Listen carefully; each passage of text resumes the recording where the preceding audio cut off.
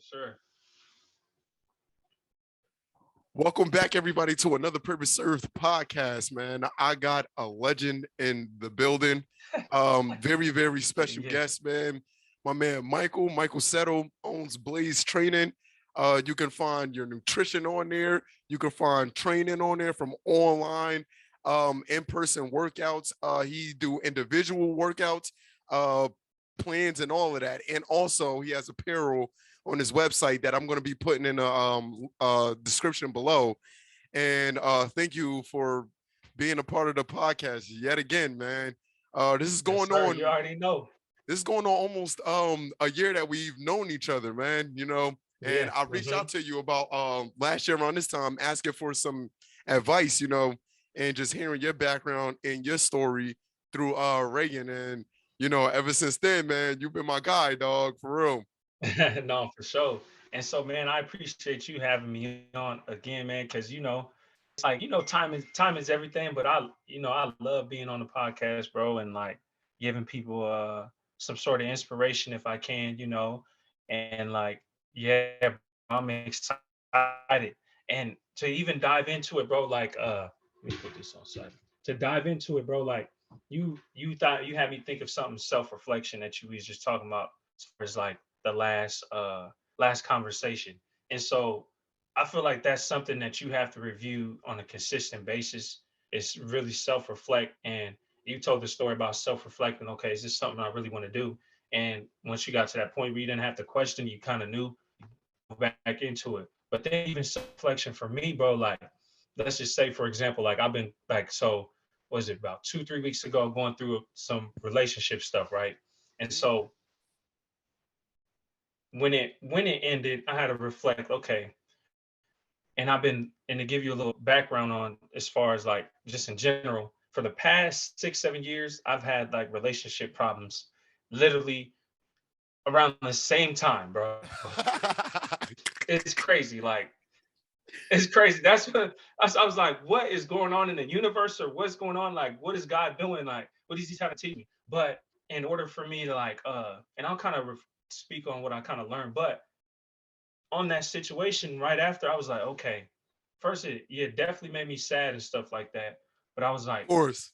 damn, like, yeah, I was like, what am I doing for this to happen every time the same, you know what I'm saying? Like, Yeah, like what a is going on? cycle. Like a cycle, like, bro, like it might even more than 6 years because it's back in high school. So I'm like, bro, what is going on? And so to me, I had to really self-reflect and I started meditating more. And it's crazy. You said something about meditating. I started really diving into like figuring out, okay, envisioning like my dreams and my goals, really diving into more who I am, but then learning from the situation. But a few of the things that I learned is, and I know we wasn't gonna be talking about. I know it's probably not the thing y'all thought we was gonna talk about relationships Oh because I no, never really post my anything the biggest personal. But the anyways, biggest thing for me, man, is just let it naturally ride out. You know what I mean? We supposed to be talking no, about for this sure, at this time. You know what I mean? exactly. And so to give insight for especially for men, like one thing I was able to reflect on and learn is the first thing is, okay, I was one of the things problems I was having. I feel like is I was talking to multiple women to like kind of mask like me my insecurities on being cheated on back when I was in fucking when was this So it's like a defense uh mechanism. back when I was in high school. You know what I'm saying? Yeah, it's like a defense mechanism. So like, okay, why am I having these certain issues around this certain time, or why am I doing this certain time? And so now that I'm like fast forward now that I'm like, okay, to this day I'm more so like that's like that's first off is my defense mechanism, but that's not a fulfilling way to live life or go about things. And so ever since then, like well, a few weeks ago, whenever I've been thinking, I'm like, okay, now I really want to focus on who I am, but then also focus on giving one person proper attention and then seeing where it works from there instead of always trying to see the negative in it or see like, okay, maybe this is going to go wrong or stuff like that. I've been speaking more positive about That's my funny because section of life as far as I still relationships, do you that know? to this day, man. Like, you know what I mean? Like playing out a relationship is just Yeah. like, where can this possibly go wrong and how can I prevent it? Or do I really want to take this situation further than it need to go? You know? Yeah. And Mm-hmm. oftentimes, like I realize me personally that it's turned into a huge issue where I'm starting to put my business in everything before everything else. And it's in a sense where Yeah. it feels like I'm trying to avoid it. Something to me feels like I'm trying to avoid relationships and being vulnerable and being personable. Yeah. And it's getting covered up in a way where it's like, well, you are doing what you're supposed to do. This is important, Yeah. still go Mm-hmm. after it. So that's something that, Yeah. I want to say, like, for me personally, that it's definitely been a challenge to look at it, from a different perspective. 100%. And the thing is, I feel like we learned it with society as far as men is like we learn that the more you have, the better off you are. And that's what most situations like relationships, like more girls you got, the better off you are. The more money you have, the better off you are. And to an extent, I can kind of understand like the abundance mindset for sure. You got to have an abundance mindset. But when it comes to certain things, is I was listening to somebody, a personal trainer, he was talking about how any highly super successful person, when they're on their purpose and they're really grinding, they don't have time to fucking entertain 6, 7 relationships or girls, 4 or 5 girls. You don't have time to be in 30 friendships. You don't got time to, there is no such thing as balance. If you really want to be great at something, you want to be elite, there's no time for the juggling of every situation. And so I really like been myself lately. It's like, okay, however the situation goes, I'm fine with, and whatever what I'm saying, if it works out to the point that I feel like we should be in a relationship, that's fine. But also too is like, I'm not gonna be entertaining all of this drama. I don't have time for. I don't have the energy for it. It's just too much. Especially you want to be great at something, and really what I'm trying to do, I don't have time to throw in 4 or 5 girls a week to do this and that. I just don't have time, and I don't. It's too much. You know what I'm saying? No, for real. I find myself at this point, because I think that, from the girls that I have been talking to, and even my friends and even my family, a lot Yeah, of it is me saying that, I do apologize. I had to get this thing done or that, or I would simply won't respond. And it's not even yeah. intentional and it's not even on purpose, but it's one of those things You're on your where, purpose. oh, there you go, Bars. serving it. Bars, bars.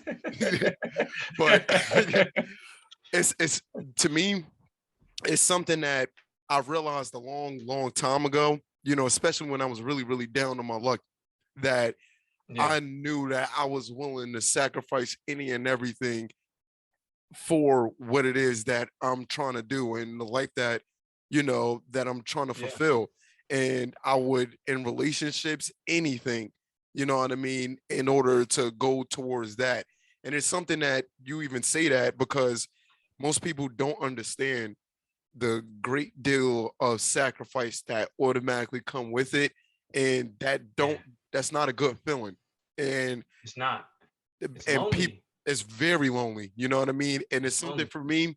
It feels like, I want to say, when I personally first started like hooping and nothing was working out, so we're talking 2015, and Yeah, around this time I literally just dropped out of college.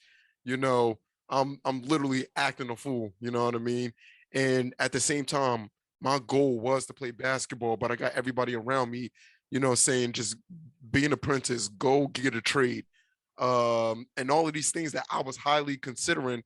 But at the same time, it felt as though people also didn't understand, you know, what I was trying to do and what I was going through yeah. and the path that I accepted for Hmm. myself.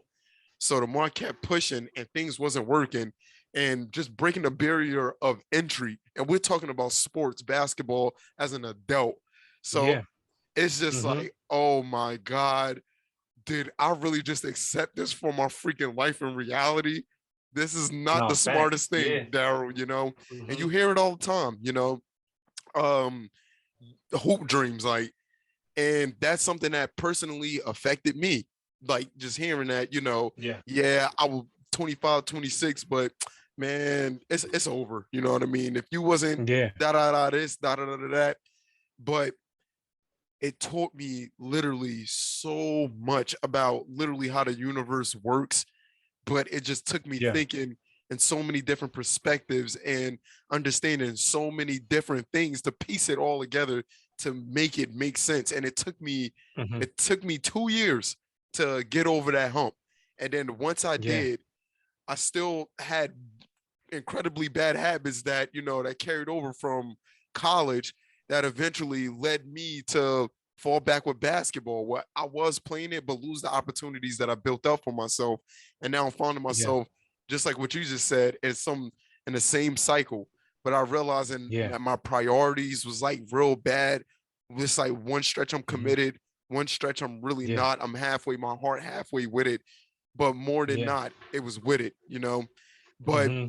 the only reason why I bring this up is to bring up something that we talked about earlier is Hmm. you going back to your school and Yeah. having your business put into your bookstore. Not only that, being able to talk about entrepreneurship and your fitness journey and all of that to your school as an alumni. And Yeah. that had to be one of those things where, you know, coming in as a freshman and even after you graduated, like we talked about so many different things Yeah. that, shit that you had to like figure out and learn and develop Yeah. as a person and have this like this focus in some pretty, high pressure situations that you could easily fail in. Anybody could, but you did it. So that's something that, I would love for you to speak on. Yeah, bro. So, and it's to me, it's like one of those things. It's like like I tell, like it's definitely history. Like to me, for it's definitely history. It's Black history, and like as much as I feel like we should have Black History Month is compressed, and then we don't. It's I don't agree with everything as far as like the whole how it's ran as far as Black History Month, but I agree. it's like to yeah, you know what I mean. Like, but it's like I love that it was like it was to me it was pretty symbolic as far as okay it's Black History Month, and then one thing that you brought to me too is it gives me some pride is like how young I am really striving for it, and then to me it's like being able to put myself out there to to get it done like because even when like we got the deal done and we decided okay we're going to do this after the meeting like they gave me like we had like a small time period to where I can get it done, you know, and then I had a I'm glad I prepared myself for beforehand. Like before the meeting, I was like, this The shit's gonna brain's happen. So probably I start racing. oh yeah, it's gonna yeah, I said this is gonna happen. So I already start putting orders in, setting it up like to where I already had everything planned out. It's like, okay, it's gonna happen. So I literally was putting in orders. I'm like, yeah, we're gonna make this happen for sure. So I put the orders in like a 4 or 5 days before the meeting, like making sure like, Hey. okay, by the time I need to get it done, I need to get it done. So everything was already put in motion. I wouldn't advise doing that for everybody, like just in case. But I was like, I was like, this is gonna happen, bro. I'm not like I'm speaking everything into existence. I'm being positive, and this is gonna happen. And to me, one of the craziest things about it, bro, is like not only like the full circle and how I thought my mission and my legacy at you and I would be different, but I these are things I wrote down to a year or two ago that I wanted to do. You know, I wrote it down like I wrote it down like I wish I would have pulled it up, but I don't want to pull it up and do all that. But like I wrote it down. Uh, I was like, man, it's one of those things. Check the timestamps, like you know, like I wrote that down. Like this is something I want to do at UNI, and so for it to happen, it's like I was. It just blows my mind. It's one of those things. It's definitely a blessing, like a super blessing, like to have the opportunity to do that, and it's going to open up avenues for different things. But to do it how I did it, and like I really can't think of anybody else that did it like how I did it there, and so that gives me a lot of good energy and like it's literally it's you know what I'm saying big deal, but it's like one of those things is like, okay, it's a big deal and I felt good when it happened. But it's like when everybody else found out, I already kind of celebrated myself. So I don't really like, you know what I And mean? I felt good about myself. you on to the next one. Yeah, exactly. Like now I'm like, I'm excited to see what I can get the next. Like, and that's the thing is I realized too, is it's not even about the getting stuff done. It's about like I love struggling through shit, bro. I don't know why, but it's like I love the struggle of what it brings. You know what I mean? Like I love Word. struggling to where I want to get to. You know, like I love the grind. Like I love the being up all night. I love the being on the corner 2 or 3 in the morning because I know nobody else is doing it too. Like I just know. Like maybe somewhere else, but I'm like, I know nobody's out here doing this too. Like to when people see me do it, bro, it's like they're like, wow, why are you out this late? We're out drunk as a mud. We're out super drunk, but you out trying to sell this or do that. Oh yeah, some of the videos that I seen that you posted, when you are selling, and you know what I mean. Yeah. You got the drunk college kids start coming by. You know what I mean? Coming through the camera, start playing around. But Yeah. even with that, you know what I mean. You're not just like ha ha ha, Mhm. yeah yeah. You start talking to them, you start vibing with them, and now you got their Yeah. interest. Like, oh, all right. So Yes. what do you got going on over here? Oh, I like that. What's that over there? Exactly. You know what I'm Mhm. saying? So Exactly. that's the Mhm. hustler in you. But also Yeah. what you just said of loving the struggle, right? This is something that within the last couple of weeks that I came to the assumption of like this is what I truly believe. It's just that Yeah. you all living things like on this planet, they go through struggle. It's Mhm. not nothing That's here that facts. easily laid out. Existence, like to me, and this comes from I've been listening to some dude named George and Graham Hancock, and Okay. they study like architectures and stuff like that, and cataclysms on this planet from as far back as we can think of to see can we predict when the next natural disaster is going to happen, and or will we be able to stop it you know but it's something to Mhm. understand That that sounds interesting. it's very interesting, man. I get caught up in so many interesting things, but that's like I'm my mind just works like that. But it's 99% of all living things that ever, was on the face of this earth has been wiped out, extinct. And that little small percentage is us literally right now, the living things that's right now. And to me, that's freaking Wow. crazy. And how wild is that? You know what I Yeah, mean? that's mind blowing. It's mind blowing.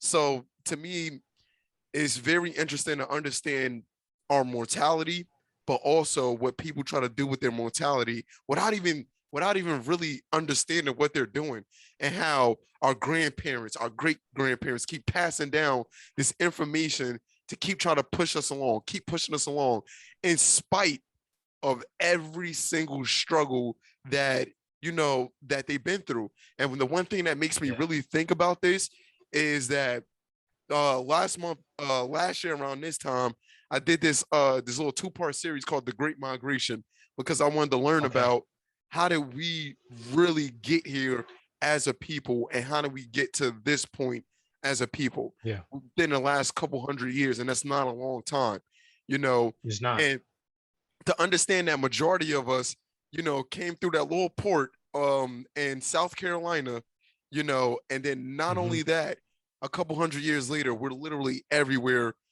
all across this country. And not even that, let's say the 50s and 60s, which is Yeah. not even, 70, 80 years ago, the position and predicament that we was in around this time, and the real life challenges that we were facing. And our ancestors and our predecessors that came before that, they kept passing down this Yeah. information. Don't look at this person. If you see these white people walk across the street, you know Yeah. what I mean? All of these different things. But then as time goes on, it puts us in this position, to Yeah. have you be able to have your stuff, at your school that you Yeah. graduated from, in your Yeah. bookstore. and you Yeah. own your own business, you have all of these things, but at the same time, there's an immense amount of pressure and there's an immense amount of struggle that automatically comes with that. It's like it's just this is how the universe works, and it Yeah. almost seems 100%. like God is trying to test you and to see that you just can't make your way in this world by just thinking that you're gonna have this idea and just how it go. And God follows a pattern and a process that you have to follow that similar pattern and process to get what you want, which means that you gotta, Yeah. despite of the struggle, you gotta have this discipline. You gotta have these skill sets that we talked about earlier. That if Yeah. you don't keep doing that, the world is ruthless when it comes to taking something that it It's feels like it ruthless. don't need and getting it Yeah. out of here without taking a second thought about it, you know. And I Yes. wanted to ask you, Man, that's real. how do you handle that, man? How do you handle that pressure and struggle, man? And not only that, like embrace it. Yeah. Yeah. And so I want to share a quick thought too. So this is the thing. I love this. I heard this the other day is there's always going to be a sacrifice, no matter what, no matter what. It's either Preach. it's either the it's either you sacrificing the things to get to your dreams and goals, or your dreams and goals get sacrificed. And it's like, which one do you really want? It's Word. like I'm like, okay, let me sacrifice what I need to get to so I can get these dreams and goals and the aspirations and stuff like that I have. And then like to speak on like the pressure, it's like, man, it's like it's a combination of a lot of things, bro. Like it's definitely a lot of pressure I have, a lot of pressure, and I always try to stick to the positive and think about how grateful and how much I was able to handle up to this point. And so like to me, some of the pressures I have is like getting my family out of the struggle, making sure I provide opportunities for my friends and family to to be great themselves, to be able to chase what they want, and and really produce something so I can pass on to the next generation to be proud of, but then also learn from my mistakes. And I feel like that's super important because there's a lot of people that's not willing to teach whether it's the person next to them or anybody to not only get to the point that they're at, but get surpass them because they have too much pride to see somebody doing better than them. And so it's like a combination of like, okay, I have the pressure of being in a family of 6 or 7, being an oldest to one parent household, be the father figure for these kids, be the positive figure for your family. Because everybody in my family's always seen me as like, okay, he's the person that's going to be able to get us out of whatever situation we're in, or he's the one that's always going to do good, or he's the one, like the chosen one almost. And I Yeah. have the family of 40 or 50 people always seeing me as the chosen one. So that's a lot of pressure. But the way I deal with it is understand is like I'm built for this. Like there's a reason I'm the chosen one. Like there's a Yeah. reason I'm Word. here. There's a reason why I got through all this. You feel me? So it's like that's when I always embrace, like, okay, maybe this is what I'm made for. Like there's a reason why I'm here. And there's a reason why you're going through that. And that's the same thing for every individual. Mm. Reason why you've gone through what you're going through, because you're the only one who can handle it. Because anybody else going through it, they couldn't make it. That's why you're here. You know what I'm saying? And that's how we all got to feel with any situation or any circumstance. Okay, you're the reason why you're put in this certain situation, because you're the only one who will be able to handle it. So, like what they say, like heavy is the head that wears the crown. Like we all have crowns, but we got to be willing to carry it. Now everybody's willing to wear their crown proudly or stand through the fire, walk through the storm. Like you gotta be willing to go through it and understand, like, okay, I'm built for this. Like it might not feel comfortable now. I feel horrible. I might be depressed now, but tomorrow I'm gonna feel better than I did yesterday. And 2 weeks from now, I'm gonna be thriving and still doing my thing.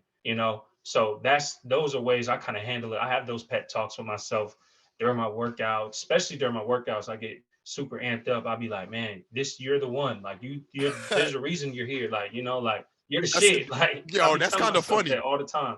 I was literally going to, and like that was going to lead up to one of the next things that I was going to ask you about is when you got this intense as hell workout going on, right?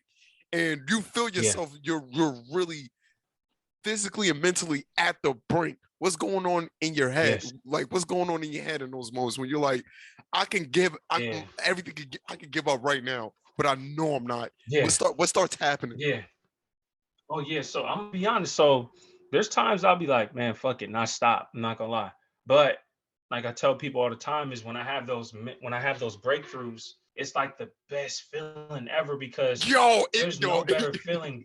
It's so like fulfilling. It's like an energy, and you just like you get when you get through something that you didn't think you can get through. Like and I'm not talking about where it gets hard at the halfway through. I'm talking about right away is hard. It's a storm. It's boom.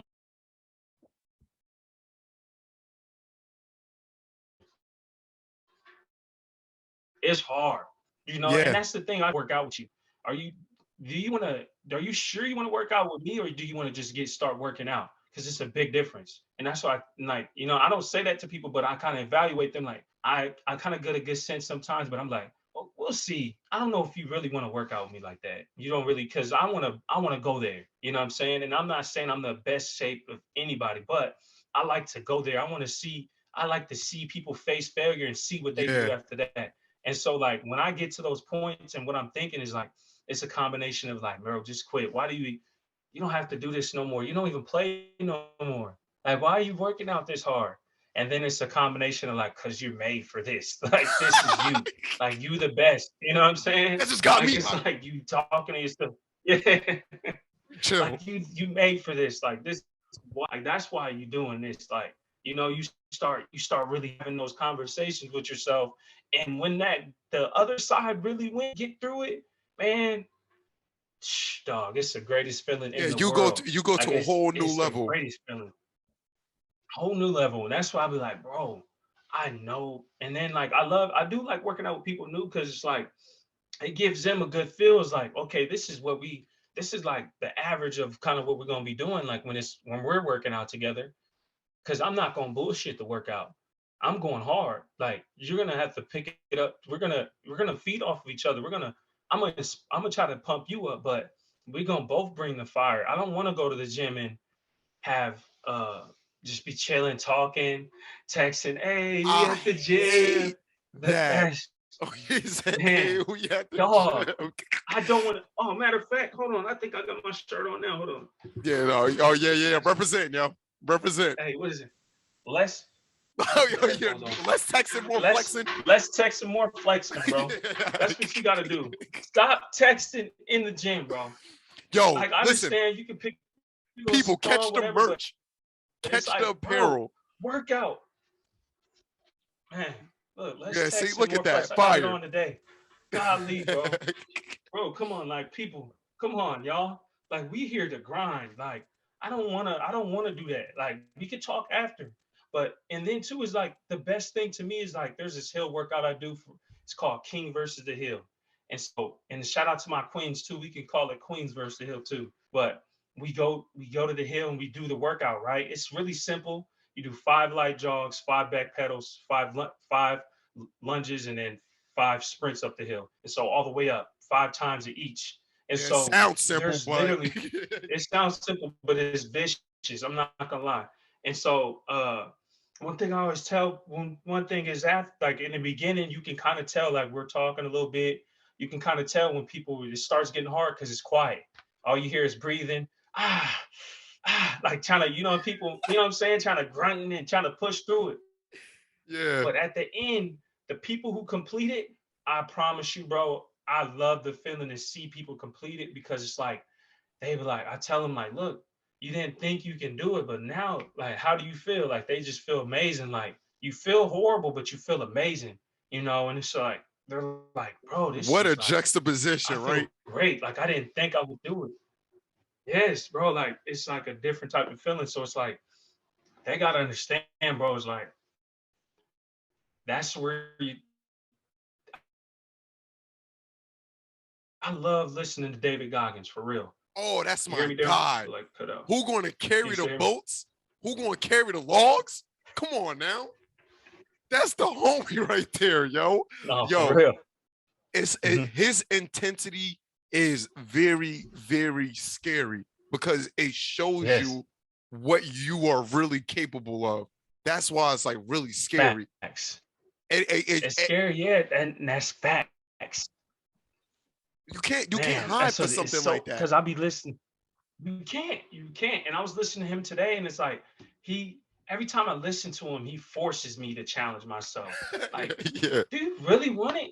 Like, do you really want it? Like, and I He's feel asking that, you bro. Like, this I just while get he's energy from going that. It's for like like a 40-mile run. why he's doing it. Yeah, Yeah, while he's while doing he's it, he's doing it, asking he's you. like, try hard.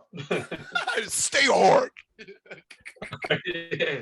So it's like I love that, bro, because it's like that's where it is. Like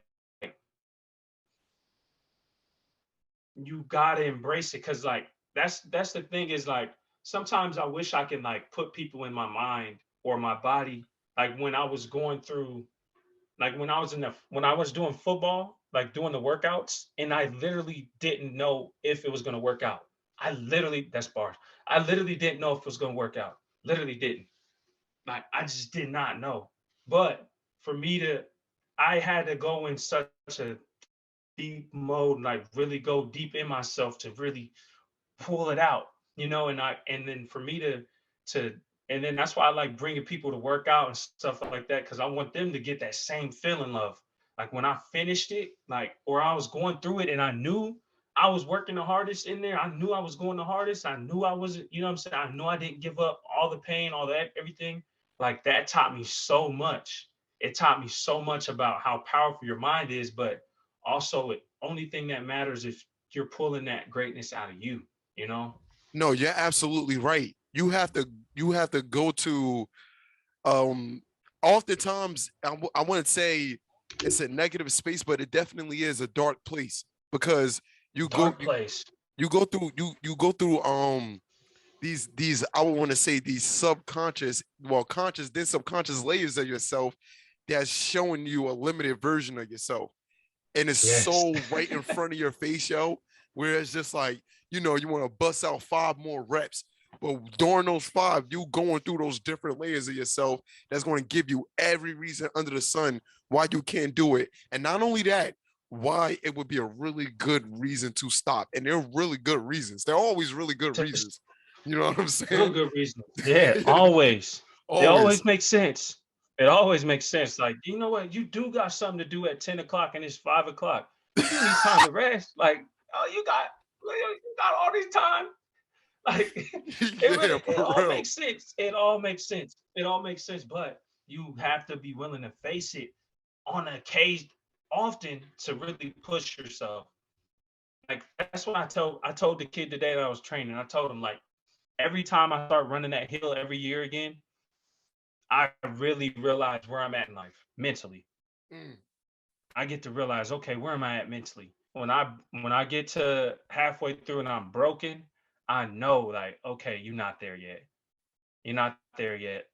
You're not where you thought you was, or you're not who you thought you was. Let's That just face the facts. You know what I'm getting saying? Like getting past that it's point to no where you hiding. It's no normally hiding. get to that point where you once you get past that, you recognize the give yourself that reality check. From that point to the very next point, I would say, mentally is like it's so freaking bad. It's so freaking It bad is. because you beat yourself up a It lot. is. You know what I mean? And those would be the points where you put so Yes, you much pressure do. on yourself, where it's just like when I show up to that hill, I know you be thinking when I show up to So that hill much again, pressure. this hill is gonna be my hole by the time I'm done with it. It's real. No, for real, bro. It gets so much smaller, and I don't know. It might be messed up, but I love seeing people go through it too. Like it's weird. I don't know. It might be weird, but I love seeing people face it for the first time, and I'm like, Yeah, yeah, yeah, motherfucker. I got you. told you. Now you get to Got you. see. Now you get to face who you are. Yeah. Now you get to see who you are. Like, and then like, and so one of the most fulfilling moments I got to see, like, so shout out to these 3 people, right? So his name's Gore, Michael, and Kanaj. Shout out to them three. Shout out But to y'all. so yeah, shout out to them. And so we did the hill together, right? And so like there's phases I go through mentally, like especially when we're like, cause we're training, I'm training them, but I'm working through it with them, but I'm talking to them the whole time, like, yeah, bro, you got it. Like, it's almost keep going. Like, and I tell everybody, this the thing is I never make anybody feel bad for being at their own pace, you know, because each time is going to be different. Your body's going to be feeling different. You probably got less sleep. You didn't eat right, maybe. You're going to be feeling different, you know? And so there's a point in that workout to where every one of us hit that stage to where we was just leveling up. And it was Michael's first time doing the hill with us. Cause Gore, and Kanai's been doing it for a while, you know? And Right. so they've been doing it for a couple months already, but it's Michael's first time. But we was just talking to each other, like we was getting through it. And you could tell Michael hit that stage. He was like, fuck, I can't do this shit. But we kept speaking to him. Like I kept speaking to him, and then he just started eating the hill. Oh, Ugh, he's you getting brought it. the He's dog out of grinding. him. Yeah. He started getting it. He's killing it. And then Gore, I could tell there's a spot where because the back pedals is probably the most vicious part. Vicious. Uh, But I know the Gore, tandem hammies up. He was, oh man. And he's like a tall, skinny African dude. So he doesn't have like thick thighs or nothing like that. So Oh, he's so like, he feeling it. them hammy, his legs is just feeling it. But I was like, Gore, I said, keep going, bro. You got it. And he just hit this switch, dog. Like he just turned into an animal.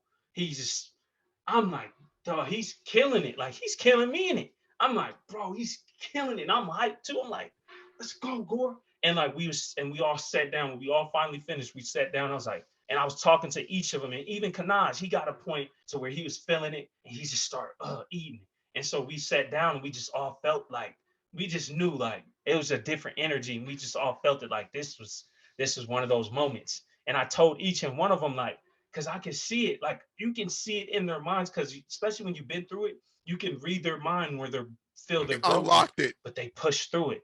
Yes. And I pointed out each moment that they felt that they was like broken, but they fought through it. And so when they did, like they just knew like this was different. Like I can do more than what I thought. And so those were one of those moments to where like they face who they were and they beat it, you know? But They beat those demons, so to that's why I speak. think that, I know a lot of personal trainers, man. I got a couple of friends that's personal trainers, but something about you is just that you have a connection, you know what I mean, with, not only the people that, that you're training or working out with, but a natural connection to like the universe and a vibe around you to even know and Yeah. sense those things and to really bring that out of people. That's essentially your job. You know what I mean? And Yes. if you can't do that, you're in the wrong business. You know what I mean? And even with you Yes. telling that Facts. story, I know for a fact the people that's listening, I know that just got them hyped. That just got me hyped. You know what I mean? I feel like I gotta go hit a hill after this. You know what I'm saying? Oh, dog. Like, man, I'm excited. Like, oh man, I'm ready to work. You know what I'm saying? But it's like it's a great feeling. It's a great feeling seeing people like break through the barriers. You know what I'm saying? Like, there's so many people I see, like whether it's famous or people I don't know, like just they make reach a level, they level up. I'm like, yes, I'm rooting for them. You know what I'm saying? I'm rooting for you. You know, it's good. It's just good vibes. And then one thing too is I learned is the more you love yourself, is the less you're gonna project hate on other people. You know, and so I had to start really loving myself even more. It's like, okay, now I'm not producing this negative energy in this way, and my life is just feeling way better as far as energy around me. Because for the most part, I've been positive to an extent, but it's hella times I've been negative, you know?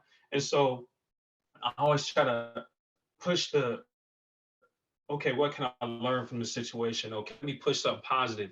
I don't want to project my negative day or my negative energy on this certain person, you know, because it's not fair for them, you know, because the negative energy people put on you is literally a reflection of what's inside of them. you know? Absolutely, And man. so it's like, man, Energies is big, man.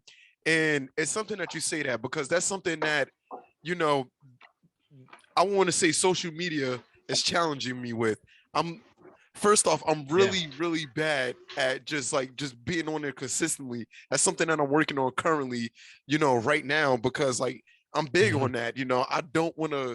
constantly be consuming too many energies that's outside the typical source where I get energy from. You know Yes. what I mean? Like, Yes. anything such as like outside yourself and things start to like I'm going Hmm. down the toxic rabbit hole, then it's just like, Yes. get out of here, It can eat man. you up, man. It It can do. eat you up. And that's one thing I try to do, try to I try to disconnect from that too. And I've been having trouble too. Is like, okay, how can I figure out a way? Because social media, as far as posting and bringing in clients and stuff like that, that's like the main way I get clients. And so I've been trying to like figure out, okay, what's a way I can disconnect from like the world, but then also do what I still got to do to live. You know what I mean? Make Oh some yeah, money. But that's it's a like challenge. it's a challenge, and so like that's one thing that I'm like maybe in the future whenever I create a business, maybe I'm gonna have a business that doesn't have to include me being on social media Oh man, as like much. when We'll see. when I first started Purpose Serve, there was two things that I was avoiding, and thanks a lot to one of my closest friends, Steve, who honestly helped me get this far. Who told me the idea to start a podcast and even created my logo for me. But the one thing that he knew was I was a person that didn't post at all on Instagram, camera shy, didn't like being in front of the camera. I played the scene, I'm low key, you know. Hmm. So for me, when he was like, "Yo, you got to do that," it was one of those things where it's just like, "Oh, I don't want to do it," but Yeah. I'm going in that direction. And not only that, even to this Hmm. day, putting up certain posts, I know that the posts that I do be putting up, it's not cool. Nobody don't find it like this is not entertaining. You know what I mean? But Hmm. it's something with me. It always keeps challenging me to stay true to myself more than anything in the world. Always stay Yeah. true to who I am.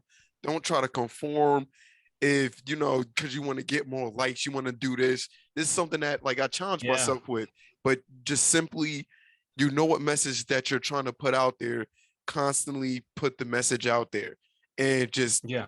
if the first mission was if it touches at least one person, you did your job, you know? You And did that's your something job. that, Yeah. yeah, I got to keep reminding myself to this day, just Hmm. literally just make people do things like literally what you're doing is to go outside of their norm to go after something that they truly care about. And day by day, keep Yeah. doing that. And you're going to experience Yes. them tough times. It's going to happen. You're going to have to dig deep in certain moments to pull that out of you because, something that I said not too long ago was just that, you know, it seemed like the God literally he don't make room for the unprepared, like those are like The the first things to facts. go. You know what I'm saying? Yeah, And that's facts. Yeah, that's fact. it's an analogy that I thought of like on the spot. This is like the other day while I'm sitting here, talking to the camera, recording the podcast. But I thought about literally music. And I'm thinking about, what if, somebody like, Lil Baby just went on stage at a concert and he decided to just do a song that he just literally just thought of on the spot, right then and there, without talking to the sound engineer, without none of that. He just starts going off. Mhm. It's going to be Yeah. like, yo, this The dude's fuck? tweaking. Yo, he's off the moon rocks. But Mhm. but it's like you have to, in a sense, and I noticed that with life in so many different aspects, you have to be prepared. You have to be prepared. Yes. You have to, like you said, it's to me, it's like a process to everything.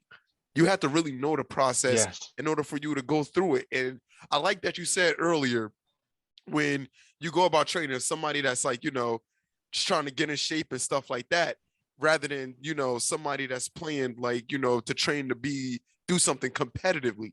It's two different aspects that you got to go about it. Like And people that do have a competitive aspect, they don't understand that they don't have the edge that they think they had, but they need. You know, they kind of got the Yes. edge as somebody that's just trying to get in shape and work out and thinking that that's going to Yeah. fly. You know what I mean? And No, it's it's like, not. And it's crazy, bro, because you say that because I told bro, I was like, look, dog, like, I see that was your girlfriend, right? That came in the gym last time with you, right? He's like, oh, yeah, that was my girl. That was my girl. I was like, you can't. I said, unless you in here getting it and she's in, you know what I'm saying? She's out here, hey, let's get it. Boom, boom. She can't be here, bro, while you don't want to be going to the gym with your girl. You that's know what I'm saying? bad. Unless your girl is like, unless your girl is with it too, and she's one of those, because there's some women out here that's with it. Man, shout out to Queen Jazz, Fitness Queen Jazz. She's in she's one of the ambassadors now too. Her Oh, her all and her right. Yeah, man, I followed her I think his name's actually. Yeah, John. Yeah, yeah, bruh. They see that's different. They with it. You know what I'm saying? they get They after it. with it. You know, there's a lot of people they get after it. But these other people, man, they be going to do the couple gyms and whatever. You could be whatever you trying to do fitness wise is fine. But they just be in there. I see it all the time, every day. They be in the gym, they go to the gym. Oh, they don't really be doing much. They're talking. They, you know what I'm saying? Like, Going through the no. If motions. you wanna yeah, going through the motions, but unless you got a girl that's on that same type of time where she's telling you, let's get it, there's no way you should be in the gym working out with your as a couple. You know what I'm saying? I mean, especially if you're trying to compete or trying to be great at something. That's what I told him. Like, bro, you gotta be with it, dog. For real. Like, focus, And he's young though, so Nah, I that's a fact. understand, but had to tell him It's straight up. it's crazy, right? And this is something that I recently just switched my brain towards, you know, because I did not know the difference between competition and compassion. I didn't know I didn't know about that switch. And around Hmm. last year, when around the time I was finishing up the season with the Delaware Snipers, I had a really Okay. tough season. Barely played all of these things that went into it. But another thing was at the first time, this is like the first signs where my competitive edge was slipping away, you know, because I started Hmm. thinking about other people outside of myself and not necessarily, you know, I'm going here to take everything out that's in my way. You know what I mean? Which is typically, you know, that's how Yeah. you got to go into a competitive, you know, scene. 100%. You know what I mean? So Hmm. when around that time, it was just like, you know, how can I, you know, collectively, you know, keep the team together, do all of these things when in that regard, it did not matter. You know what I mean? And that was something that Hmm. as of recently that I realized that there's a time and a place for it. And when you are tapped into the competitive, you know, mindset, it's like it's a very beautiful thing, man, because Yes. Oh, it is. you you accept your limitations, you know where your weaknesses are at if you are like, you know, really tapped in, you know what I mean? But at the same Yes. time, it's not a hindrance to you. You know, you either going Yeah. to work on it or you're going to try to hide it. But if you're really competitive, you're going to work on whatever weaknesses that you have, which is like something. And I feel as though you that's really a lonely road, you know what I mean, when you like real Yes. tapped in competitively, because you will literally tune everything that you feel as though is a distraction out to get better at whatever quest that you're on, you know what I mean? And you see it all the time in sports. But the older people get, then they're Hmm. not where they think they are in that moment, you know, they lose that Yeah. competitive edge. And not only that, it just seemed like they lose their fight for life. You know what I mean? And that's Yes. when, 100%. yeah, they start to settle, you know, and Yeah. Never settle. never settle, you know. So what advice do you got for people like that, where it's just not, things is not swaying their way and they're starting to lose that competitive edge? You know, how do you, Oh, yeah. Yeah, that's a good question. So one thing I just to respond to what you said at first is there's this one dude, and I hear this all the time. And shout out to Jeremiah Wright. He's one of the first people to let me get in this gym and start doing training. Right, super dope dude, super dope. But he was like, the people with no vision will always perish. And I think that was like quoted from the Bible or something like that. I know it's in the Bible, but it's like when you don't have a vision, you can kind of tell too, bro. When you talk to people who's like doesn't have a vision for themselves or don't really like don't believe anything, don't have no core values, you can tell just how they talk, how they speak and Yeah. stuff. And so, and one thing I always tell people is you got to try new things, bro. Don't be afraid to try nothing new. Like I didn't when I first started school, bro. I could have never told you that I was gonna probably be a personal trainer. I'd still work with kids, I'd probably shoot, I'd have probably said I would have never. I thought I was going to the league in 2 years. I'd have never thought I would have graduated school. But it's like you, and then for me too, is I always told myself I wanted to travel since I was young. But to travel, I traveled the world. Like, I was a teacher pretty much. Like, but is people wonder why they never grow, or they wonder why they don't have no vision, or they don't have no passion or nothing like that. But they still doing the same thing all the time. Hasn't changed one thing. But it's like, how are you supposed to find out if you were supposed to be the best musician of all time? How are you supposed to Mm. find out if you were supposed to play piano? How are you supposed to find out that you're supposed to create an iPhone, whatever the case is, if you never gave yourself a chance to even try it? Because I guarantee some of the best of anything you can think of never got to achieve it because they never gave themselves a chance. Like even like Les Brown, right? Of course, man. I got one of his books Yeah. up there in my closet. Nah, bro, heavy. That dude's been changing. I've been listening to him for the past few weeks, and it's been changing my life already. Started out as a Energy's on 10. disc jockey and changed his whole entire life, man. Incredible journey, Whole man. life. Incredible journey. Crazy. But then I know you probably heard of him say this before too. He was like, he's one of the best motivational speakers of all time. But he didn't do it for 10 to 15 years because Yep. he could do it, or Yep. he didn't give himself a chance. People won't even give themselves a chance to they don't even give them chances themselves a chance to fail before they give up on themselves. Like, at least find out. You never know, you might like it. So try it. Like, who cares? Like, It's and people crazy to think they me. worry about what other people say. And that is huge what you just said. That is freaking huge. And not only that, people just have this Mhm. freaking this mindset that if they do try it, it's not going to work out for them. So what is the Man, point? And it's just like what's the cliche thing is just that you have a 0% chance of ever getting it done. So what are you really afraid of? yes. You're experiencing that Hmm. right now, but not doing nothing. You already know what that's like. So why are you not going to do it? Right.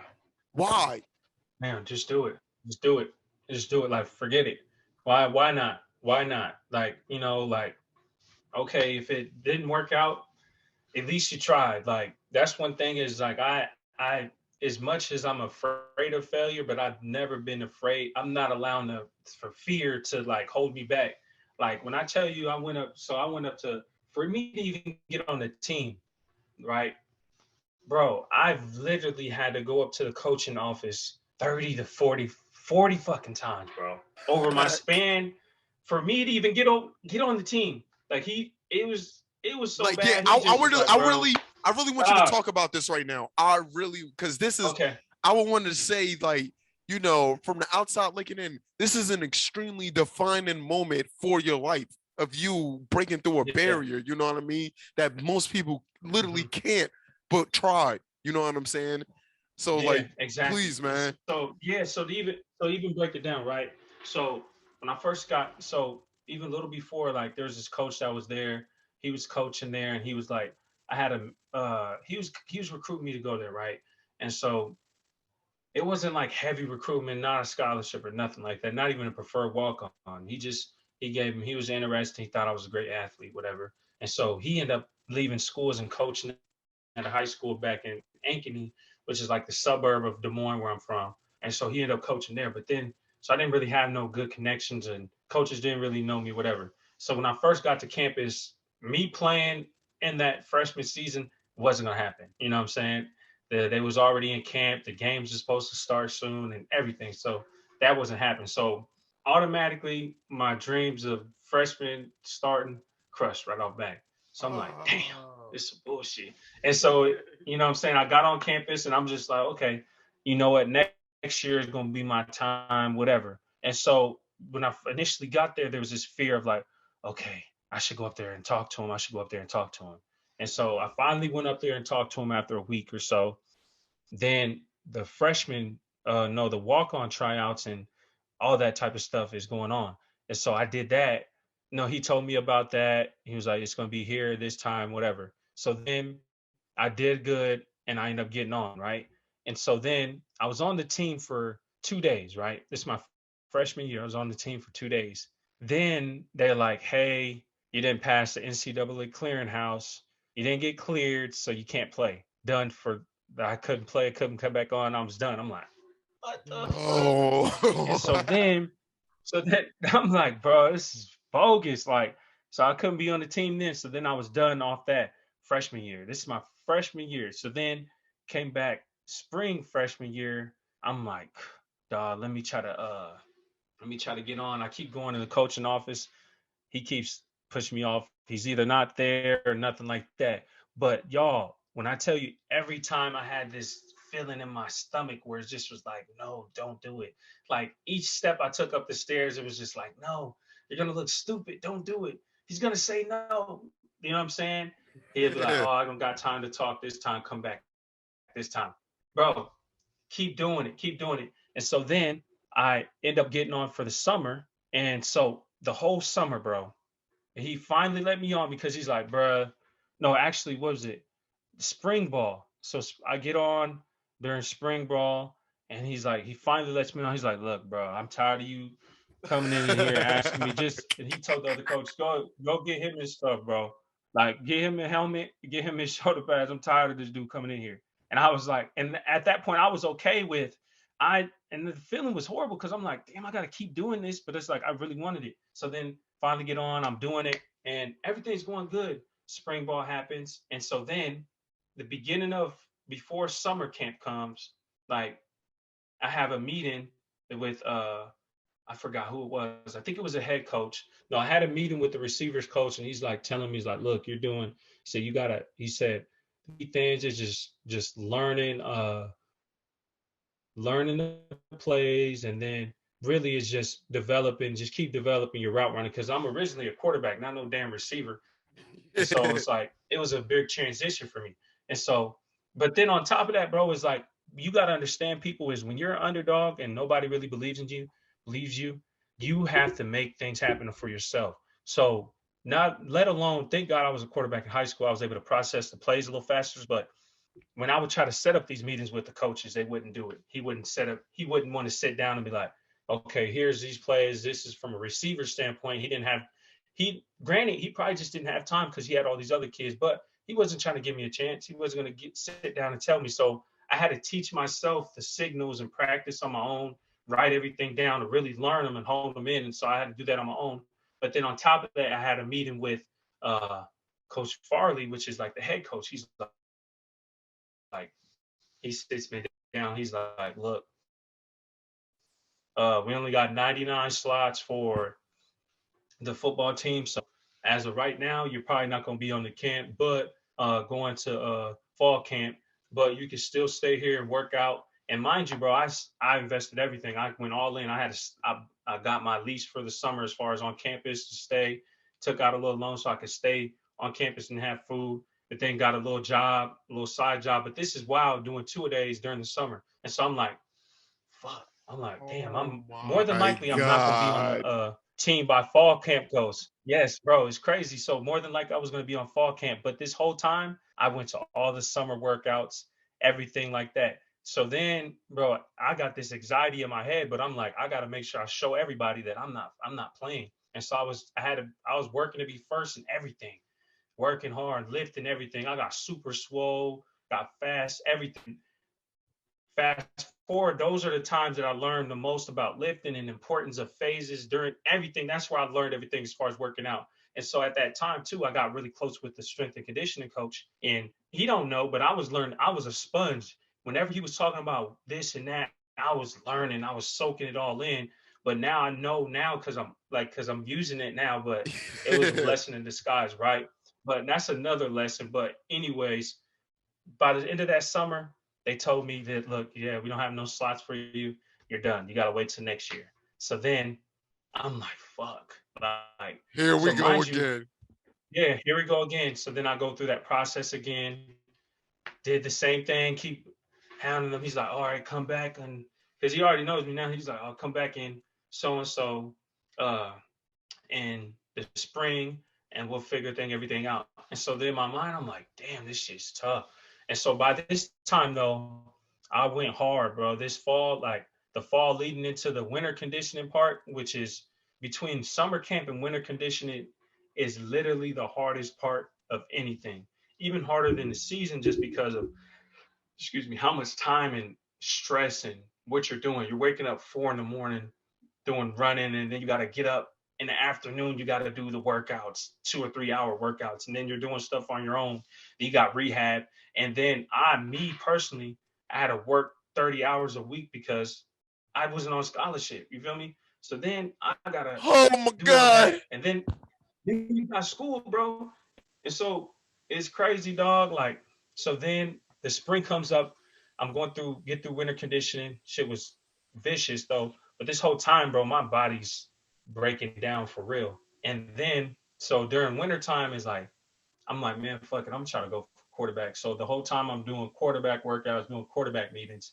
Spring ball comes. He's like, no, you're going to go to receivers, whatever. Right. And so during this time, I was like, bro, this is just, it was heavy It's a on me. lot. Right. And so I said a lot. So then during the middle of spring ball, I'm like, there's one of those days like this is where I got broken. No, this is where I was broken. And so we spring ball, bro. When I tell you it was so fucking cold outside, dog. We had spring practice and it was so cold. And so during this time, my shins was like super painful, right? My shins just was like hard to walk anywhere, everything. So my shins was cold. My shins, I could hardly run like at all. He's like, why are you running to hurt? Like you're hurt. What's going on? You need to do this and that. And so during that practice, I didn't have a good practice. I'm like, bro, I can't. Like, I I was just in can my head. I'm only like, bro, this shit's just imagine the too much. frustration, man. Oh Yes, the my frustration, God. man, so high, so high. So then I was like, bro, like I was up all night and I called my uncle. Shout out to my uncle I. And so I was calling my uncle. I was like, bro, I just can't do this no more. And that's when I was just broken. Like and I tell you, after that, I went to the coaching office and I told him like, look, I can't do this no more. And he's just like, okay, bring your helmet, whatever. Just went about his life. Then I went about mine. But that's probably my lowest point I ever felt like just in life. Cause I'm like all this culmination of all the work because I went through the hardest part of everything and I still didn't get a chance. So I was like, I was just broken. But fast forward to finding my purpose and figuring everything out. My shout out to my bro Malik. He's in here right now. He's in the other room. Shout out to him. Sitting down with him talking. It was like talking to him about stuff because he has a similar story with basketball and some of his shit's even worse than mine. It's crazy. But sitting down talking to him about things, he was telling me I need to start doing the workout stuff. Talking to my bro Tyler, he was like, yeah, bro, just send me some workouts to do. But culmination of all that, that's the story that I had to go through, which has built me into the person I am. Is first off, if I do fail or if I am broken, that's just the beginning. You know what I'm saying? I'm gonna keep going, but there's always learning lessons and everything. Cause it's a blessing that I went through the winter condition and I went through this summer training and everything because I literally was able to experience I like literally like a to me it's almost like an internship within how it's going to be as far as what you need as far as the physical part, the mental part and everything, being able to understand working out, really face it, really face the workouts cuz there's a lot of people I know that has 30 certifications, train this and that, but they've never actually pushed themselves to the point of like where I was at. You know what I'm saying? I just know they never been point to where you get broken and then you're here because you know the difference between people that do it, and so it's always like I'm glad I got to experience that because I'm able to see the light in that. And so now fast forward with the you and I bookstore stuff is crazy, bro. I know that was a long story, y'all, but Oh, no, it's no, no, no, crazy. no. It's crazy because it's a similar story has been told like that. I want to say in like 3 or 4 different like occasions. Shout out to Gerald if you're watching this, man. He's also a personal trainer too, who went through a Shout out to similar Gerald. experience that you went through as well, with him Hmm. walking on for his school and college and going through the same Yeah, process of literally busting his ass it's and going crazy. through the ringer. You know what I mean? And it's I'm gonna have to something. tap in with bro then for sure. Oh yeah, I'm dead serious. Crazy enough, 3 days ago, I was at the gym. I just walked in and I was talking to talking to him about you. And I was like, yo, man, like I was like, I gotta connect y'all to, you know what I mean? Cause I'm like, yo, you gotta tap into him, man. You gotta tap in. So yeah, man, Hmm. I'm trying to show the love out here in Jersey for you, dog. Hey man, that's love, dog. Hey, I'm gonna tap in with bro for sure. But it was one of those things where, like, uh the a very, very, very similar feeling that I had, like dead serious to yours, is I was probably like a week and a half in when I was in Girona, when I was in Spain. Never played on that level before, never played on that magnitude. But before that point, of course, I was just super hyped. Oh yeah, overseas, let's go, let's go. Yeah. You know what I'm saying? But Hey, that's an accomplishment though, bro. That is like for real. Professional ball overseas, that's crazy. it taught me something, man. I had a couple of quick reality checks. The one of the very first ones was, it was on a Monday, the very, very first practice that I had. We had 2 a days. So the first practice from 8 to 10, and then from 12 to 2. So I go in there Yeah. at 8 o'clock. First thing in the morning, we're doing planks. And I'm Yeah. wasn't a I weight remember room you told me person. about this one. Yeah, man. So I was struggling, struggling. But I want to say, fast forward, like that 5th day that I was there, I remember calling my mom and talking to her, and I was like, I think I made a huge mistake with this. I don't know if I made the right decision by coming here, you know. And I was like Mhm. really dead serious because I'm having real bad practices. I don't know the plays. I don't really know nothing about sets and situationals. I'm so used to just playing pickup in men's league, and I didn't play in high school and college. So it just felt Yeah. like I was really in over my head, And I had this one instance in practice where the coach kicked the ball at my head because I come down the court, I'm dribbling on the right side, and then I'm still dribbling, and I end up on the left side, just dribbling, dribbling, dribbling. Blew the whistle, and he wanted the ball. As soon as I passed it to him, he kicked it straight at my head. So I'm just like, The fuck? yeah, like, yo, what in the Man, that's world? And my coach crazy. was like this Yeah, he six trick he eight tweaking. Serbian dude, swole, chiseled Hmm. dude. You know what I mean? But he helped me realize something. And he was like, you do a lot of pointless stuff. 3 dribbles or 3 seconds. If you can't create an advantage, pass the ball. And it was something so simple that it took me Mm. it took me literally pretty much like my whole entire experience over there to really understand what he was saying. I would keep that in mind and know that those are my perimeters, you know what I mean? Parameters.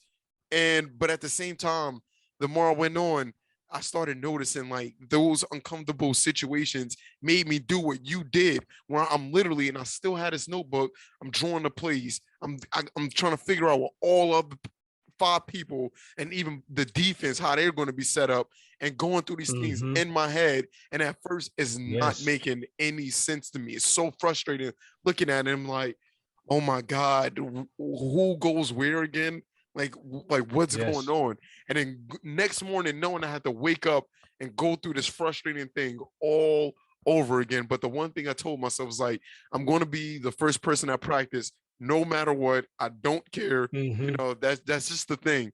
And over time, so many situations where it feels like, even to this day, even outside of basketball, that it shows me that when you first do things and it's new to you, especially if you really care about it, it's a lot of things that Yeah. happens, and it's just like a kid learning how to ride a bike without training wheels.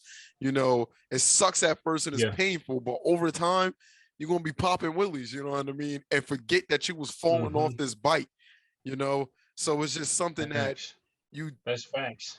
you took all of those things, man, and those crazy experiences, and now you get to show people in a way where they can grow as well in those same kind of contexts, but they don't even have to be even that extreme. But not only that, it can also Mm-hmm. show people that they can push for things even outside of their fitness journeys, which is something that you also are showing people as well, Yeah. man, which is like it's a huge thing, man, especially nowadays. I feel as though people don't understand that they need it, but they need it now more than ever, man, for real.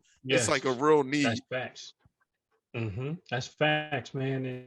And the thing is too is the key is the mental side, bro. That's why I always try to tell people it's a mental game. Like the physical, the training, it's okay, yeah. But you gotta be there tapped in mentally. And I could tell, like, and it bothers me so much when I be in the gym and I see people aren't tapped in mentally. Like, and obviously I don't have those days every day where I'm like, I'm with it all the time, ready to go. But it's like to see people wasting their time just chilling, not going hard. That just really gets to me sometimes. And I'm like, it's a mental game. Tap in mentally to change the whole dynamic of your workout. And that's advice for anybody too. So if your workout's not as hard and you're taking 3 to 4 minutes during a break, just try it for one workout. Try to do 30 to 45 seconds between breaks, right? I know you might be powerlifting, whatever the case is. Take those 30, 45 seconds between each set. I guarantee it changes everything And that's something, right? because your mindset, your intent, you're ready to go. You're back to back, ready to go. Yep, It, it it is. it's a intensity, you know what I mean, and it's just something that, and I Mm-hmm. know for those days when you go in there and you are feeling like that, I know for a fact if you had the energy and effort, you would apply it, you know what I mean, because sometimes it Yeah. really just Mm-hmm. not there. But the I'm fact, still listening. I'm gonna plug my computer up. oh yeah, got you, but the fact that you are still tapped in to even go to the gym and show up in the first place, that's a huge deal, man, even when you don't Huge have deal. the Yeah. energy like that. Yeah. And that's where you find out about yourself the most though. Like that's the thing is like let's just say like yeah, like for example, like when I first got on that team that first time for those 2 days on my freshman year, like when I got on, I was like, yeah, this is it. Like I'm here now. Yeah, this is it.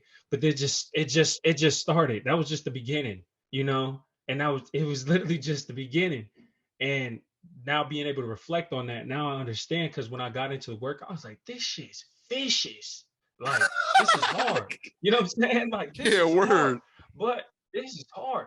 But my point is like when you get to the gym on your hard days, know that that's just the beginning. And for me, when I tell myself, oh, this is just the beginning, I'm gonna have a great workout today. I'm here now. And I put that work in, I'm like, damn, like those are some of my best workouts, even though they're hard, but those are some of my best workouts. And I'm like, bro, like I really did it. Like for real. I really did it. It's crazy. I I really do personally believe everybody's capable of tapping into that, and people are scared of tapping into that. But this is personally my goal, right? I feel as though the more that They're so which is scary. so many people are all like they're trying to do it. You know what I mean? They're trying to get people to tap into it, and it is scary. But we can live in a far, far better world with far better, tools, resources, technology, and innovation simply from, Mm-hmm. a decent amount of people pushing themselves at whatever it is that they're trying to do. Because Yeah.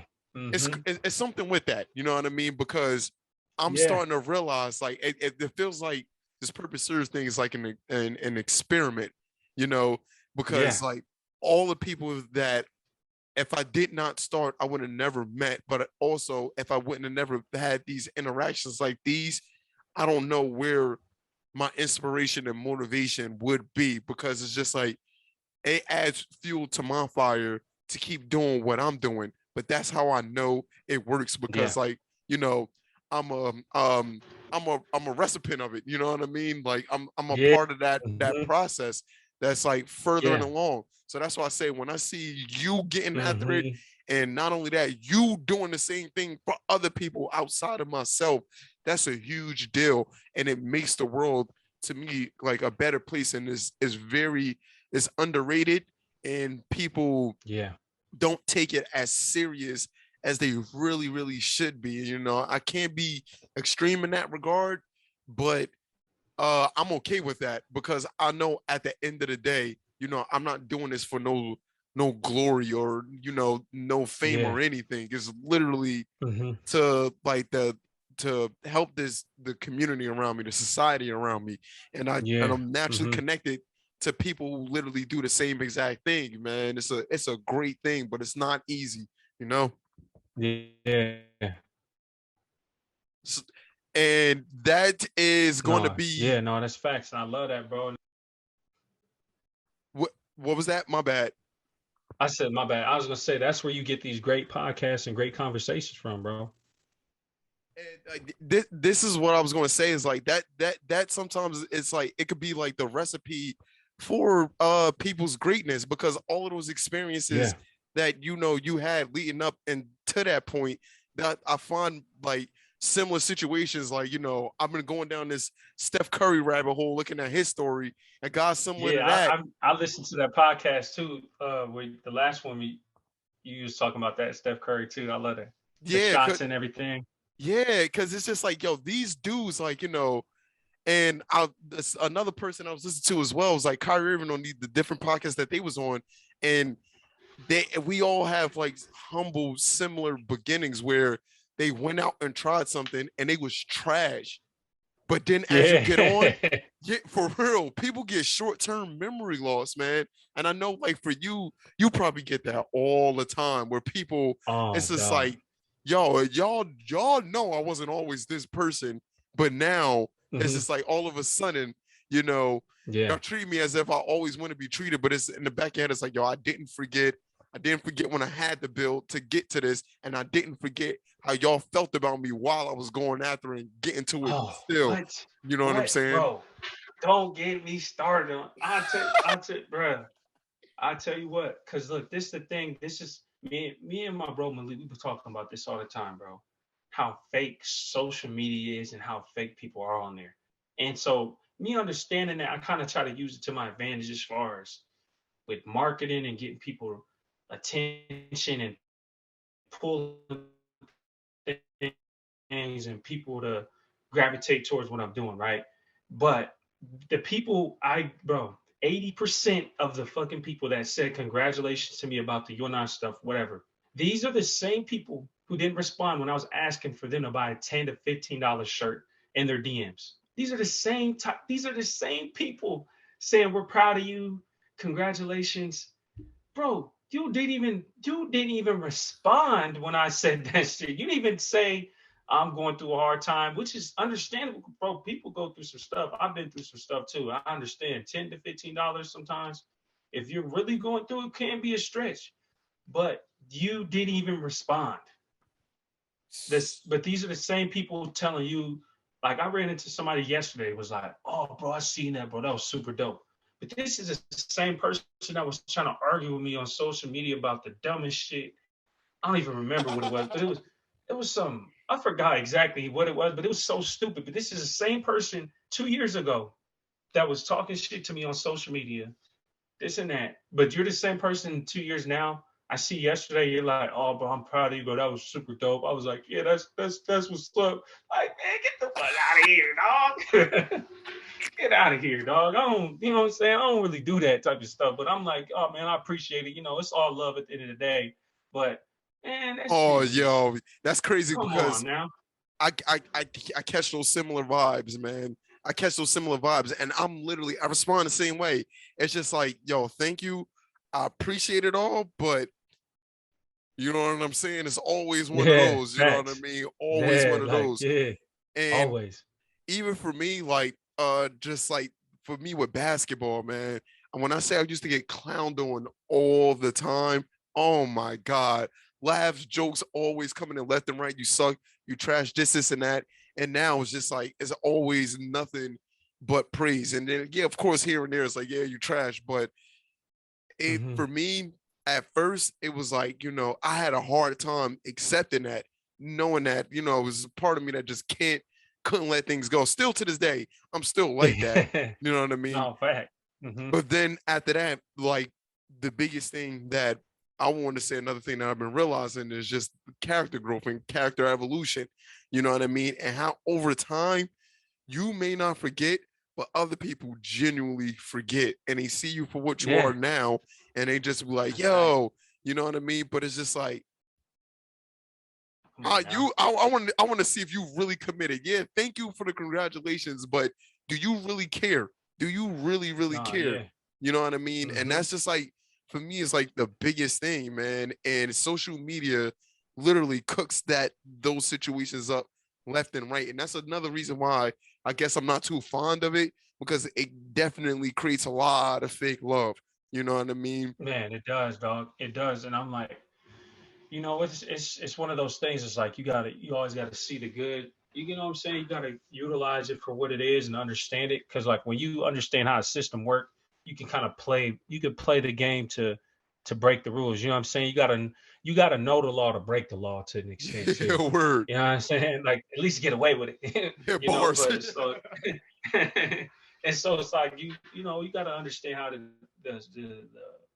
fucking social media world works. And so I'm starting to understand that more. So I really don't take it too serious. Like, and I'm glad I'm humble enough to even have that type of mindset, Because I understand, bro, it's like this shit just it's a hard little world. It's like a fake world, and man, Yeah, man, it's that's a why lot, I can't really tune into it, that much. And like Yeah. even, people necessarily their lives is based off of what's trending, and like, Yes. FOMO, and not wanting to be the person that's left out of the loop.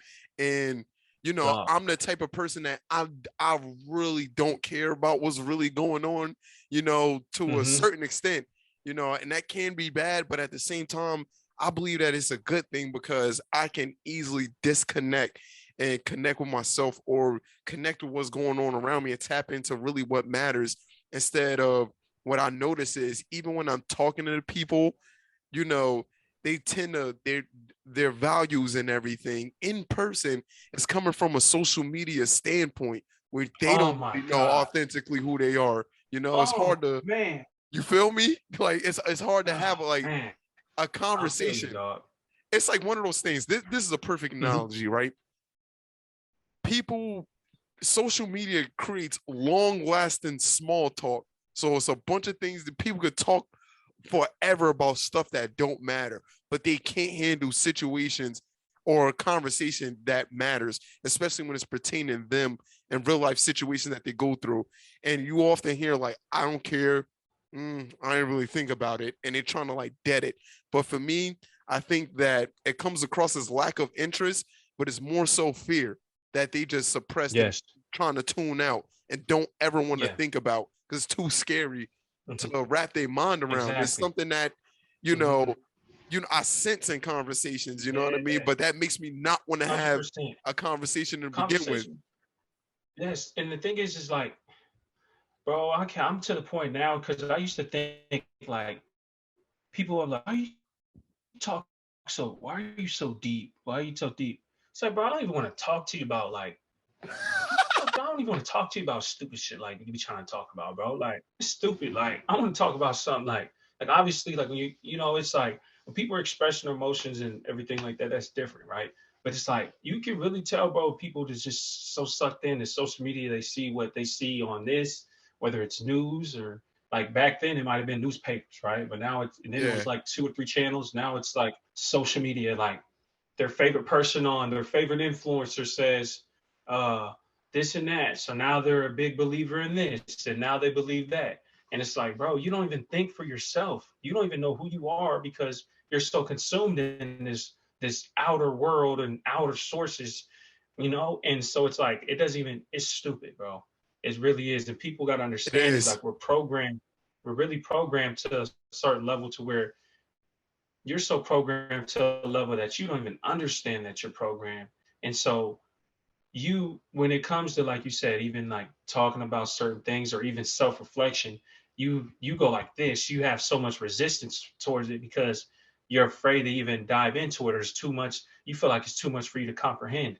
And one thing you made me think about, bro, as far as our communication, right? I feel like social media and phones, they gave, and I'm guilty of this too. Now that I'm not really self-reflected on the 3 or 4 weeks ago, is that we kind of gave social media and like phones give people the opportunity to not face their issues as far as with other people with communicating, whether it's Mm, business, relationships, or just in general of even how they feel. Because people can easily, you could be talking to somebody easily and they could be like, okay, I'm blocking them, I'm done talking to them. Or they'll be like, hey, I want to be done talking to you. You know what I'm saying? wow. They just don't have to talk to you at all, right? But they're like, okay, why do you want to be done? Oh, well, I just got to do this and that. They don't even. People would rather block you, never talk to you again, as far as social media or phones, rather than communicate and get to really try to figure out a solution. Whether it's uh, if we do have to disconnect and move on, or whatever the case is, they're so connected and consumed in, okay, this is my communication base rather than face-to-face interaction or facing the issue.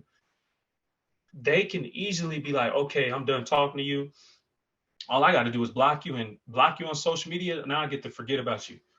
You was never connected to me. You was connected to your phone and your idea of who I Mm, am. You know what I'm saying? that's So it's like it profound, gives, man. and so it's like people, it gives everybody a scapegoat to be like, I'm done with you. You know what I'm saying? That's why, and they wonder why they don't have long lasting friendships, long lasting relationships, because you never connected with them. Yeah. It was all cell phone. You didn't call them. You probably didn't FaceTime them often. It was all through your little phone, and you didn't spend time or quality time with them. Why do you think you're getting dumped fast or whatever? Like, you never got the true connection. You know what I'm saying? You never got the true connection with them through person to person. That's why I like talking to people. I like really connecting with people. I don't like the texting all day and shit like that. Call me. You know what I'm saying? Yeah, Let's I FaceTime. can't Let's really I talk. can't do You that, know, man. I can't hold that conversation up for long. Like I'm the same bro. way. And it's also It's man. it's also crazy, man. Even with that being said, you also made me think about something. It's just that it's no real consequence to putting your opinion out there on social media.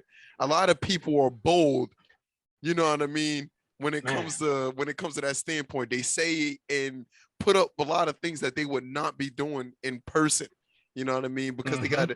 they got this Facts. shield, you know what I mean, that it's not, Mm-hmm. they know it's not real, you know what I mean? But they can present Yeah. this facade out there, or even, you know, that we seeing nowadays. Like I can't imagine going to high school or middle school around this time, you know what I mean?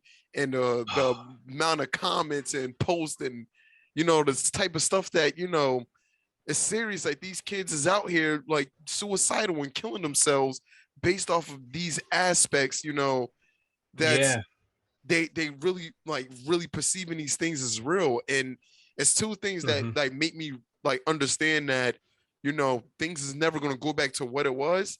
And another thing is that this is what our new reality is. And Bars. I- I'm sorry, I keep saying that, but that's heavy. That's gems. That's you're that. gonna have me saying bars now. I ain't even gonna hold you. But it's crazy that I believe that these kids nowadays, since they are the future, they are the next generation, how can they positively use this to not put another kid down? And a lot of these kids don't Yes. even deserve it. They getting picked on because Yes. that's simply the cool thing to do. It's cool to pick on this kid. You know what I'm saying? Mhm. So Yeah. it's Mm-hmm. how can they use it, you know, constructively? Because this is something that I feel as though we was at the beta of all of this, you know what I mean, when we were growing up and not Facts. really Facts. experiencing it for what it is. So immersive now. Yeah. And it's like it is these Hmm. kids' lives. Like you walk around and they like you Yes. got 8-year-olds with like TikToks and stuff like that, which is like crazy. Like, you know what I Dog, mean? it's crazy. Like my sister, she's 8. She has a TikTok. It's crazy. Same, And my so brother 8, he got a TikTok. oh, it's crazy. But you know what you made me think of too is so I had a conversation with, and this kind of made me think like, and I've been thinking about it lately. So is so I when I was at my college this past Friday, I seen one of my old professors, and I was like, "Hey, what's up, Dr. Olson?" Like, just said what's up to her and was talking to her, and like, she was like super excited to see me and stuff. But we was just talking, and she was like, "You know what's crazy is the kids aren't the same like you guys when you was here, and this is 4 years. Like I had a class 4 years ago. That's not 3 or 4 years ago. That's not It's that not long." that long, And so yeah. she's like, "Yeah." So she's like, "The thing is like these kids are so connected in their phones, they don't even create a relationship with me. Like they would just say hi and just walk past. They would never stop and talk to me like you're talking to me now." And I was thinking, I was like, I remember you used to make us put our phones away. We did interactive activities, like we were all hanging out. It was like fun to be in class, and this was college, but it was like we was all connected. And like I would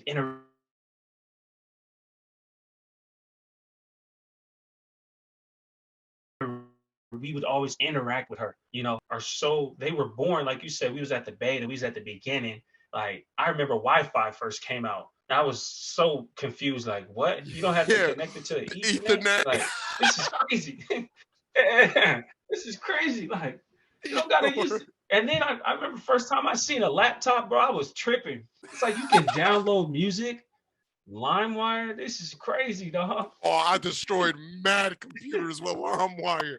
Yeah. LimeWire used to fuck people's computers up, but dog. But it's like That's the only way to get you Soldier can Boy and that download music. Tupac and Biggie. You know what I'm Oh saying? man, what? For real, for real. But it's like they were, no facts, dog. I used to get all the music on here. I used to, man, dog. Those are the days, dog. Those are the days. And like Facts. this is thing. This is one thing too. Is I remember, bro. This like that's why I feel like we're blessed. Like the '90s babies, like the late '90s babies, like that '96 to 2000 area right there, 2001. We're so lucky to be able to experience it a little more, like the last part of that. Because Oh I yeah. remember I used to get a girl's number and I have to remember it. Yeah, Like yeah, I'd have to word. remember it all the way home. Like didn't write it. I don't know. I didn't write it down, but I have to remember her number. Like, oh, bro, Uh-huh. what That is it? and So put it then you in the got, home phone. yeah, bro, bro. And so, Uh-huh. so shout Moms out, could tap so into the bro, conversation. You know what I mean? Just for hear what real, y'all talking for about. real, man. Come on now, like for real, be tapped in, like beep beep beep beep beep beep beep. You know what I'm saying? Like you hear the little thing, like hoping she answer, and then her mom answer you like, Yo, could "Hey, you I'm put such and such on the phone? yeah, keep put such on them. Who are you? I'm you know what I'm saying? Stuff like that, like little stuff like that. Like it's crazy, dog. Yo, you It's just definitely sent me down memory lane, man. Now you making me feel mad at old, yo. Oh man, that's crazy. yeah, dog. It's so crazy, bro. Like so, it's like that's one of those things. Is like we're so disconnected, like as far as communication in it. And sometimes I really have to catch myself to chill. Like when you get a chance, bro, next time you're driving on the highway, and it's gonna trip you out. Next time you're driving on the highway, just look and see how much people you see on their phones. That's actually a trip. It's kind of weird that you say that. I find myself looking at what people are doing when they're driving like all the time. You know what I mean? And a decent amount of them are literally on their phones. They're sitting Like there. on their phone, like not even, They're not even they're in that joint.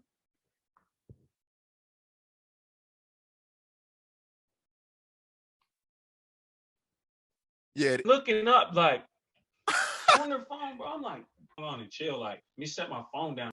it's trippy, bro. But it's like we're so absorbed, and it's a part of our life now. We have to understand that, right?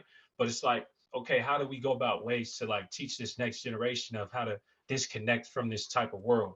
Because I need, it's like I need my phone, but I literally want to just don't even be on it for 2 weeks. Just take a whole break from it, bro. Like just be done with my phone for Yeah, 2 weeks. I'm literally the type of person, Like man.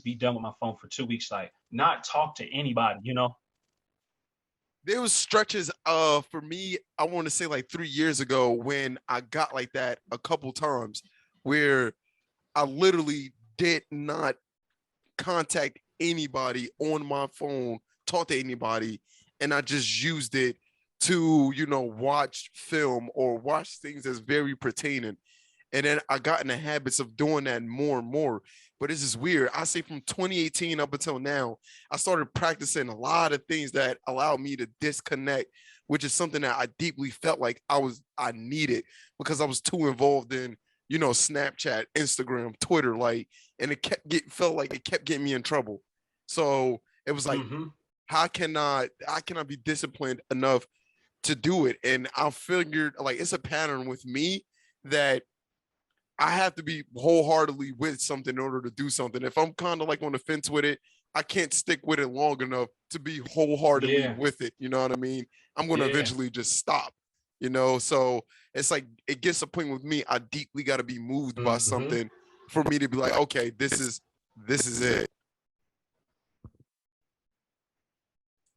No, facts, bro. I feel that, and then it's I feel like too, it's like one of those things when you love something hard, or you're really love hard, or you feel for things really hard. It's like it can make it tough for you to be like halfway into stuff. 'Cause you feel like you're cheating yourself. Absolutely. And I know with you being a personal trainer, you probably experiencing that all the time where you have to find different ways to feel like you're not cheating yourself, even when you most likely aren't cheating yourself. You know what I'm saying? Yeah. It's that mental edge that Exactly. you probably carry. hmm That's And facts, bro. I feel as though that is the most challenging thing to literally do as a human being is to constantly go on that quest and accept that journey every single day. And that's something that that you do. And that's something that I got nothing but huge respect and appreciation for because like the work that you do, like it seriously matters, and it matters to the people like around you. And it's a great thing knowing that you're not going to stop, no time soon. You feel me? That's a great thing, man. So, tell the people how they can find you and reach out to you. All right, so if you want to reach out to me, man, tap it in my Instagram, or is my Instagram is Blaise Training, so BLAISC Training, and then you can add me on Facebook, Mikal Settle, so Michael Settle on Facebook, and then yeah, man, just tap in either one of those ways, or yeah, just DM me or directly message me, and then yeah, we can kind of tune in and whatever, man. You want to be on the journey, just be inspired, or you want some personal training, or you want to support the merch, you know what I'm saying? Just tap in. But yeah, just either way, never settle. And thank you, man, for being on the podcast, man. This is probably going to be the longest podcast in Purpose Served history. And this is Yeah. Hey. literally this is one of the best ones that I recorded, man, since this podcast started, man. So for that, like I really, really appreciate it. And not only that, we'll be putting all of his description down below. And also, I will be putting in the promo code for his website, Purpose Served, which is awesome. And I really hmm do even thank you for allowing me to be a brand ambassador. And I probably said it a billion times so far this week, man. But I really, really appreciate the opportunity, man. And this is only the beginning, man. And I'm really, really proud of, how far you come in a short amount of time that I even met you, and how far you even expanded. It's incredible, dog. Like Yeah. for real, man. It's almost hmm been a Hey, year, and look at how much you've done since last year, man. It's insane. dog, that's yeah, it's the same, man. It's just, you know, having people that loving people around you, bro. I feel like is the key though. You know, loving people and then just grinding. Absolutely, man. And you dropped some gems on this joint, man. So I really do appreciate it, man. As for everybody that's listening, I love y'all as per usual, man. You guys stay up and serve your purpose. Last but not least, deuces. Peace, y'all.